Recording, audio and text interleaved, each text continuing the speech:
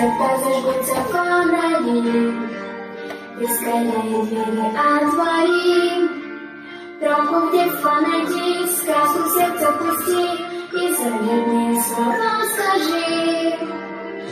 Детство, мир, все мы ждем, когда наступит чудо. В детских снах исполняются всегда мечты.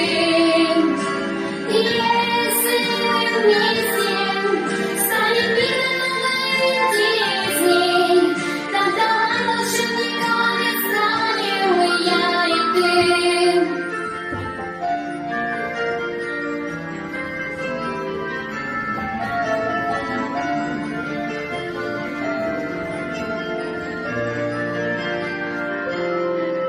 Мы волшебной палочкой взмахнем, незнакомые слова шепнем, их подхватят птичьи голоса, и тогда начнутся чудеса.